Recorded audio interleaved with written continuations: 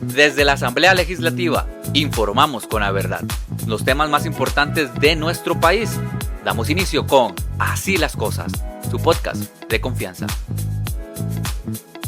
Muy buenos días, bienvenidos a un programa más de Así las Cosas, una sección hecha y creada por la Fracción de Liberación Nacional para estar más cerca de ustedes de acuerdo a los temas de la realidad nacional. Hoy nos acompaña la diputada Alejandra Larios, subjefa de fracción del Partido Liberación Nacional y representante de la provincia de Guanacaste. Buenos días, doña Alejandra. Muy buenos días, Vanessa, y a todas las personas que están en sintonía. Feliz de estar acá esta mañana en este podcast de la fracción del Partido Liberación Nacional, a la cual orgullosamente pertenezco, para hablar de diferentes temas que sé que serán de gran interés para las personas. Bueno, y quisiéramos iniciar este espacio hablando de los acontecimientos de la semana pasada aquí en la Asamblea Legislativa y desde la Asamblea Legislativa hacia el pueblo costarricense, porque cumple la Asamblea 200 años de existir en nuestro país y de representar la democracia de Costa Rica. Cuéntenos un poco sobre este tipo de actividades, cómo se celebró desde los diputados y qué representa para la democracia de Costa Rica. Bueno, una fecha digna de celebrar, 200 años que existe Parlamento en nuestro país y como bien usted lo dice, eso es afianzar nuestra democracia. Algunas diputaciones lo dijeron en sus discursos. Hay países que no tienen presidente, pero no existe ningún país democrático sin asamblea legislativa, sin parlamento. Y me parece a mí que eso es una de las mayores razones por las cuales nos debemos sentir con orgullo de tener una asamblea legislativa bien afianzada en nuestro país después de 2 centurias y que la tenemos que seguir fortaleciendo con las diferentes funciones que tenemos en la Asamblea Legislativa, no solamente hacer leyes, sino también ejercer control político. Aunque a veces no guste, eso es parte de lo que nos corresponde y es uno de los mandatos que debemos cumplir. La semana pasada lo celebramos muy bonito aquí en la Asamblea Legislativa, tuvimos un concierto con bandas la noche del miércoles. El jueves hubo diferentes actos culturales de absoluta celebración en la Plaza de la Democracia, donde estaban invitados especiales diferentes sectores como empresarios, cooperativas, sindicatos, universidades, niños, niñas, por supuesto el personal legislativo, pero era abierto a todas las personas. Por eso se hizo en la Plaza de la Democracia, para que todas y todos los costarricenses se sintieran parte de esta celebración del primer poder de la República. Y durante la tarde hubo una sesión solemne en el plenario legislativo en la que hicieron sus intervenciones tanto don Rodrigo Arias como nuestro presidente legislativo, como las diferentes jefaturas de fracción, donde hicieron sus reflexiones acerca de esta fecha tan importante. Y fue don Rodrigo Arias casualmente el que hizo un recorrido de lo que han pasado 200 años en cuanto a legislación en nuestro país, como por ejemplo se abolió la pena de muerte, se abolió el ejército, se creó el aguinaldo y una serie de reformas que han sido trascendentales en nuestro país para tener la vida estable que estamos teniendo en este momento. Precisamente sobre eso, doña Alejandra, en esta sesión solemne que se llevó a cabo el jueves, varios jefes de fracción coincidieron en una necesidad de un llamado al diálogo, de un llamado a la unión en tiempos. Creo que vivimos distintos estos últimos años. ¿Usted qué considera y cómo considera que ese llamado a la unión y al diálogo y a la democracia, a reforzar el término de la democracia en Costa Rica, se hace realmente importante en estos tiempos? Es fundamental. Desde la Fracción de Liberación Nacional siempre lo hemos recalcado. Nuestro jefe de fracción, don Óscar Izquierdo, siempre ha sido enfático que en la Fracción de Liberación Nacional estamos para tender puentes. Es con diálogo como se ha construido este país. Por ejemplo, ahora que decía la abolición del ejército, las garantías sociales. Sectores tan diferentes como de alguna manera los liberales el señor Mora, que era parte del Partido Comunista, el doctor Rafael Calderón Guardia, que era social cristiano, y don Pepe Figueres, que era socialdemócrata, se ponen de acuerdo.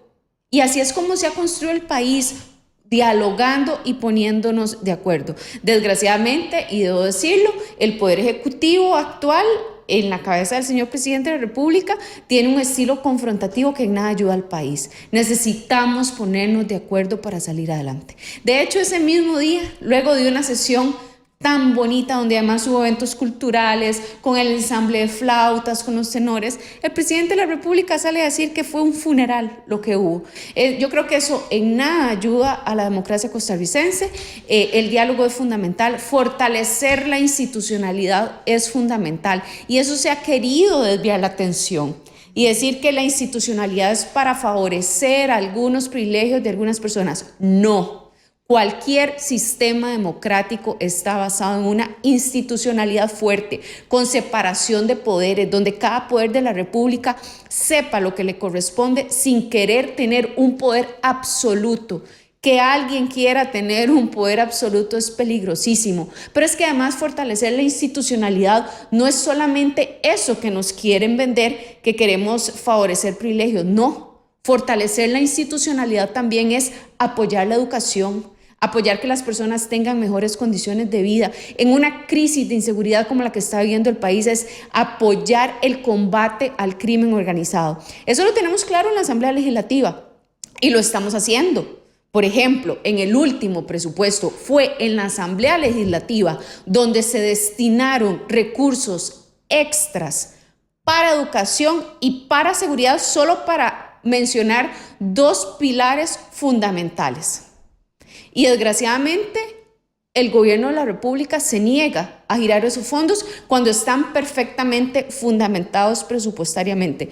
Yo realmente espero que reflexionen. No es de recibo que no quieran dar recursos a educación con la crisis en la que nos encontramos educativa. No es de recibo que no le quieran girar recursos, por ejemplo, al OIJ, que hay que decirlo en blanco y negro.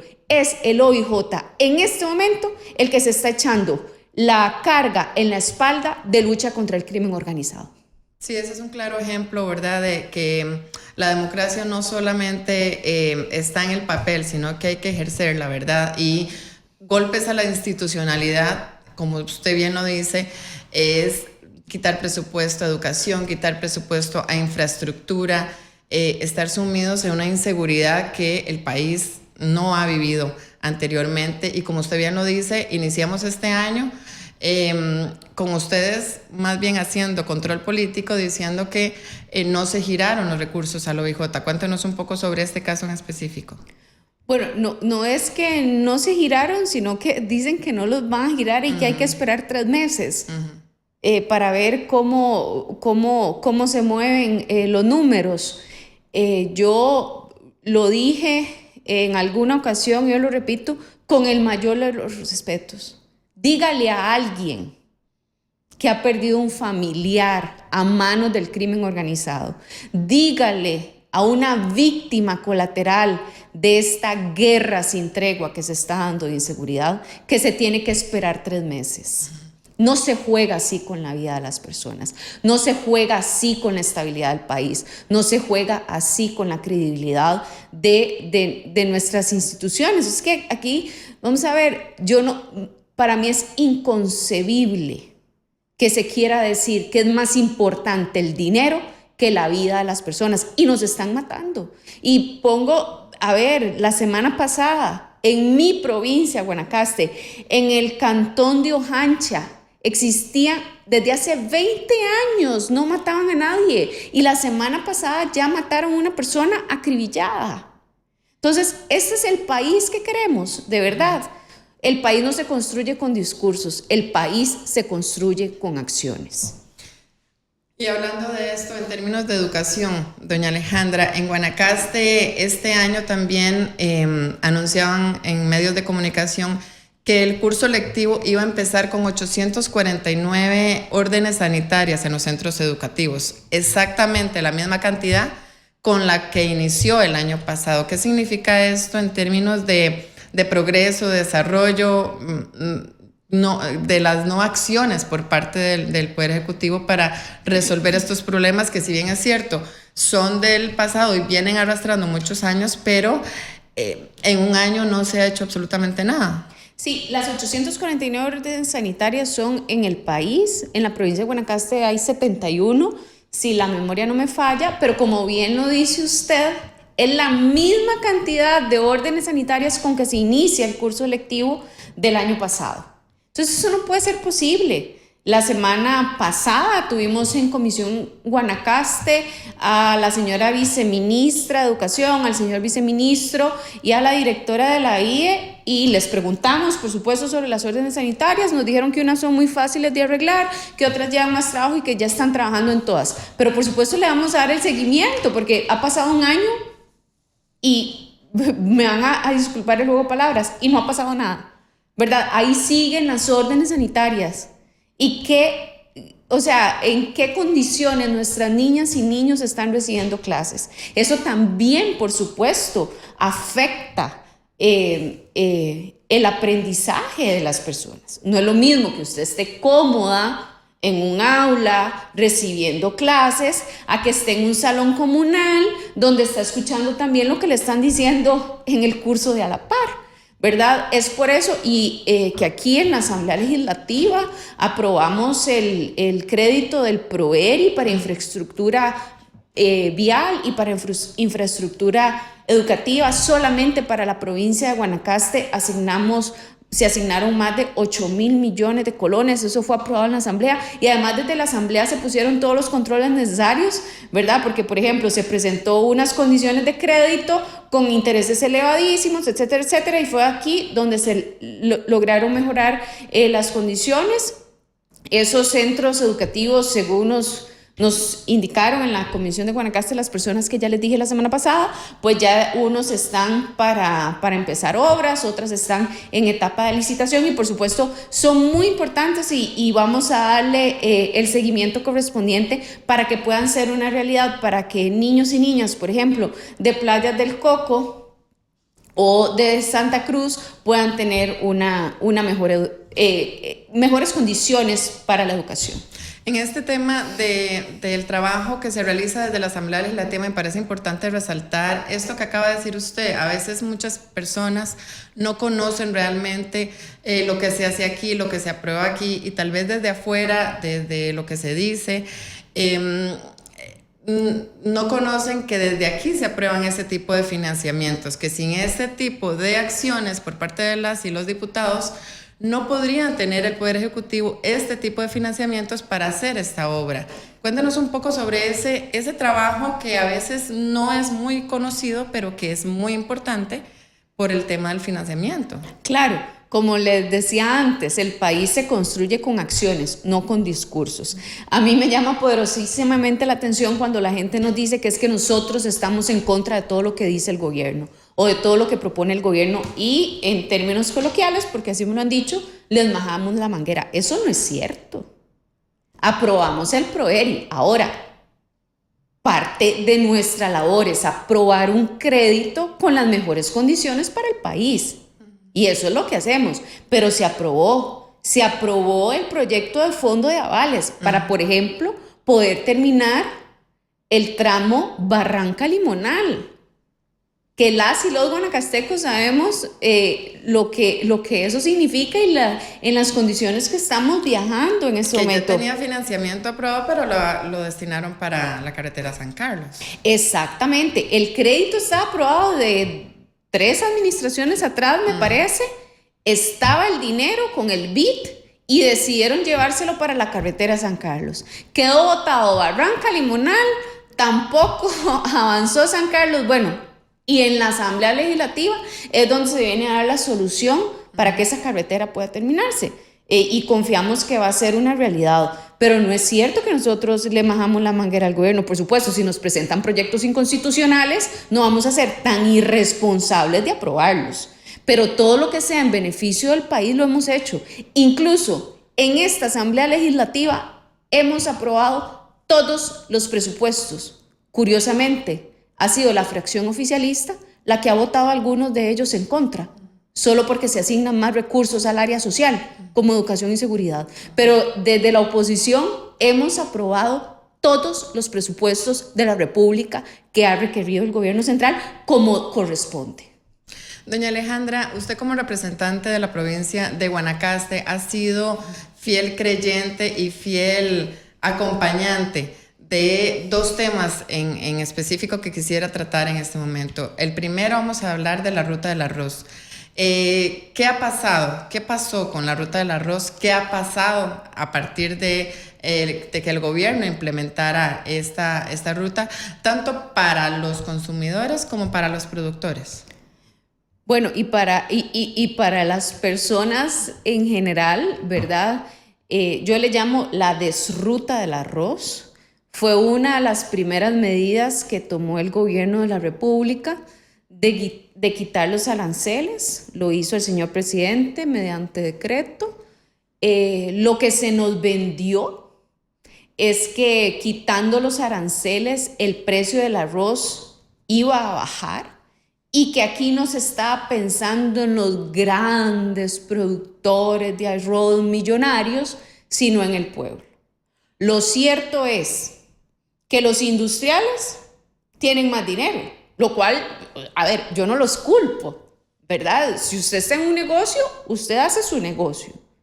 Pero la medida del gobierno lo que provocó es, uno, desaparecer a pequeños y medianos productores.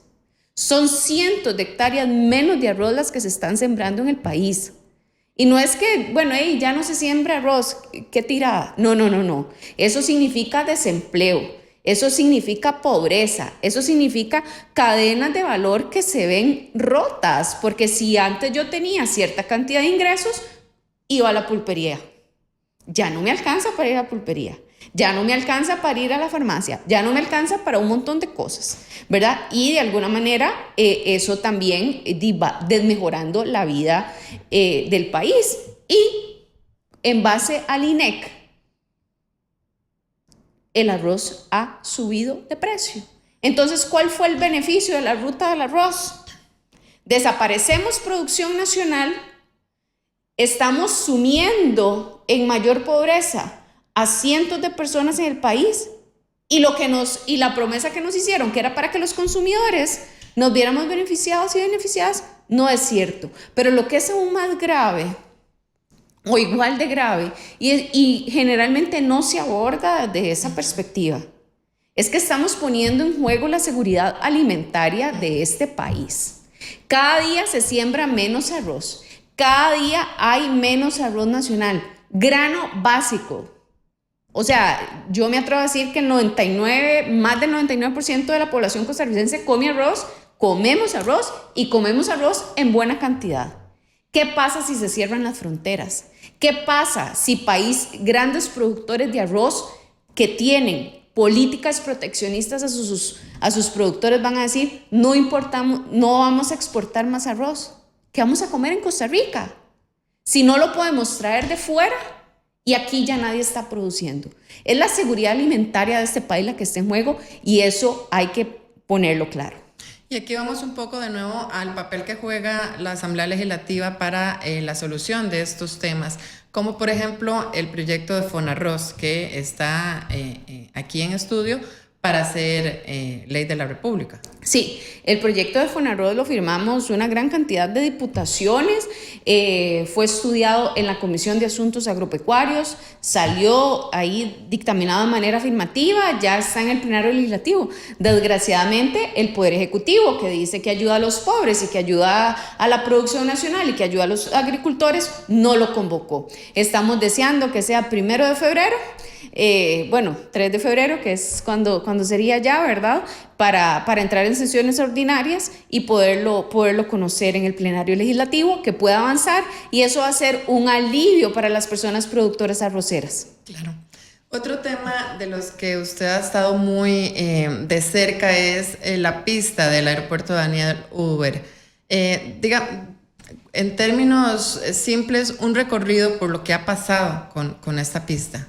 Bueno, ha sido un camino tortuoso.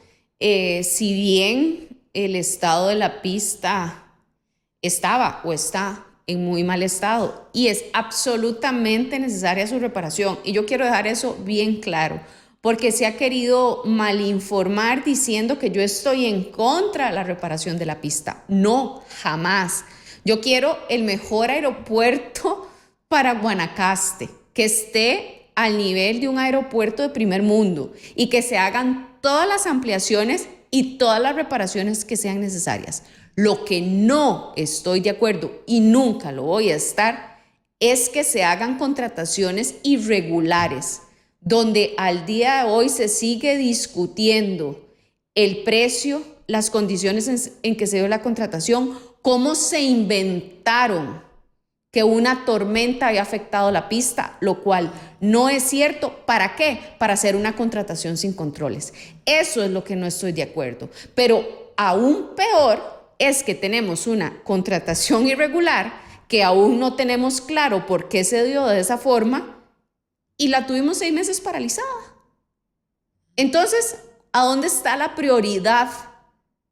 No de Guanacaste, del país, porque esta es una entrada importantísima de divisas al país, con turistas que según estudios gastan en promedio $2,000 más que lo que gastan los que entran por el Juan Santamaría.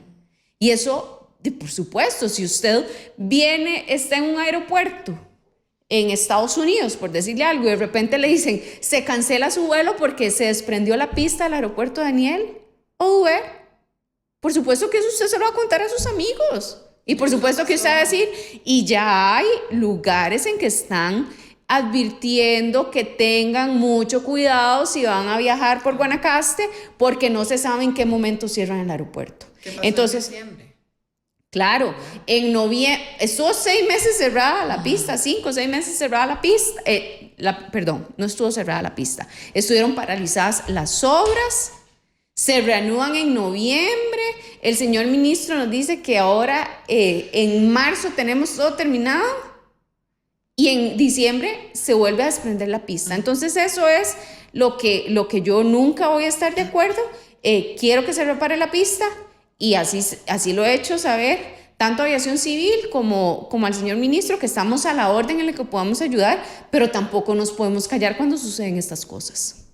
Bueno, doña Alejandra, y como usted dice, en febrero ya inician las sesiones ordinarias. Vamos a ver si la agenda se mueve más, si hay más proyectos que puedan aprobar por parte de la Asamblea Legislativa. Estoy segura que así será. O sea, en este cuatrienio la experiencia nos los ha dicho. En sesiones ordinarias sacamos gran cantidad de trabajo, lo cual no hacemos en extraordinarias porque el Poder Ejecutivo no nos lo permite. Claro, muchísimas gracias por acompañarnos el día de hoy y a ustedes muchísimas gracias por ver este espacio y escucharnos siempre todos los lunes. Los esperamos la próxima semana en Así las Cosas. Nos vemos la próxima semana con un episodio más de Así las Cosas, su podcast de confianza.